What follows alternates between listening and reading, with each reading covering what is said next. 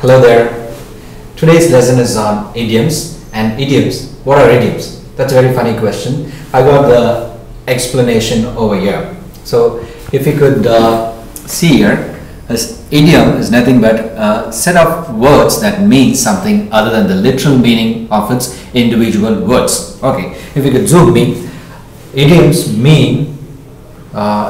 don't mean what they say in their expressions. Say for instance, wild goose chase. We have quite a lot of idioms here. I'm going to take you through that. Before that, idioms don't mean what they say. So it is an expression which means totally different than its literal meaning.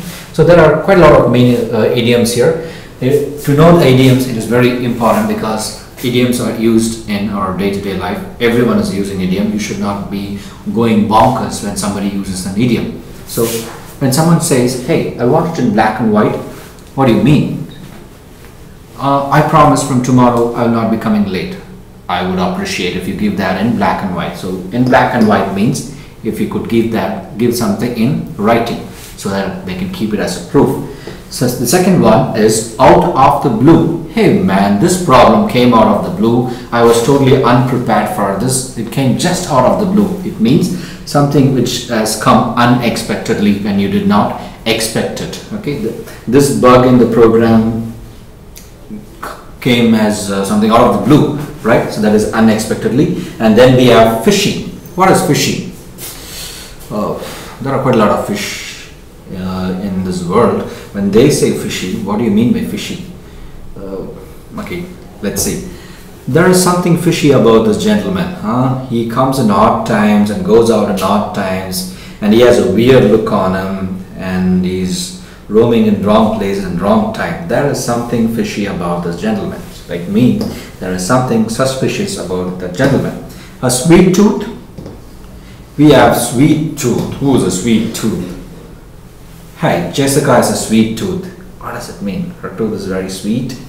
No, it means she has a great lot of desire for sweets and chocolates, especially with chocolates. A person who likes a lot of chocolates, okay, loves to eat, gulp chocolates, we call them a sweet tooth, right? And once in a blue moon, he is the MLA of our constituency.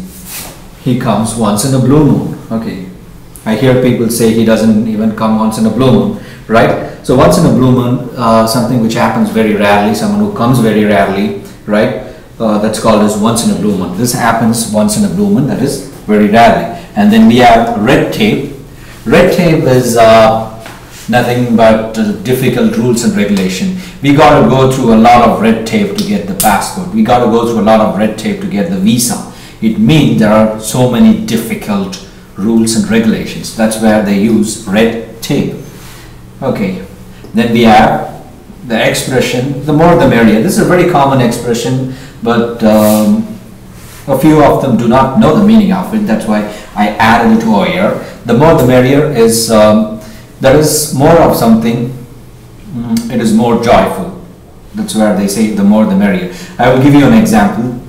Say I have planned to go to a movie with my friend Senthil. So Senthil and I plan, okay, let's go to the movie at 4ish. Then he says, and while we are talking, someone else overhears what we are talking and says, "Hey dude, we also like to join you." And there are 3 numbers. I like, Senthil, what do we do now? And Senthil says, "Hey, it's more the merrier." The more number of people, the more it's more joyful. So when something is more, it's more joyful. So that's where this expression is, the more the merrier. And I said, we'll go to the movie by 4ish. What is 4ish? I heard boorish. What is 4ish? It means something around that time. Okay, somewhere around 4 o'clock. We'll go to the movie, start to the movie by somewhere around 4 o'clock. It's not specific, somewhere around, and it's vague timing, I would say. 4ish, right? And ring a bell. Hey, Samantha. When I say Samantha to Senthil, it's like, who is that? Does it ring a bell? Does his name ring a bell? It means that name or whatever it is, whatever I'm talking about, it is already, he knows about it already. I'm asking him to remember that name, Samantha. Does this ring a bell? I mean, do you remember? To remember something which you have heard before, that is That's when we use does it ring a bell? Ring a bell? Does it ring a bell, right? And then we have wild goose chase. What is this wild goose chase? Okay. It is nothing but a futile search, I would say. A futile search, a useless search. Say for instance, my friend wants me to give a wild chase. It means he wants me to find an address that does not exist. He writes, okay, number 15, they say there's a Gandhi Street. There's a Gandhi Street everywhere in India. Number 15, Gandhi Street, Timbuktu Nagar. So I go all over Chennai, trying to find a Timbuktu Nagar. I never find Timbuktu Nagar. When I come back saying, hey, I couldn't find it. Then someone else says there is no Timbuktu Nagar in Chennai. It means, so he has given me a wild goose chase, something which does not produce any result. Okay, so that's called as wild goose chase. He has sent me on a wild goose chase. So that's about it for idioms. So we saw in black and white.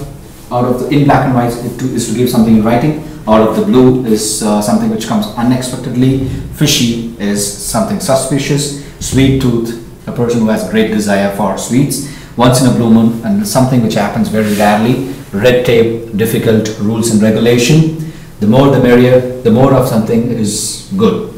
That is more the merrier. And ish, 4ish, 5ish, 6ish is like around that time. Vague timing, not precise. Does it ring a bell? Ring a bell to remember something which you have heard before. Wild goose chase is a futile search.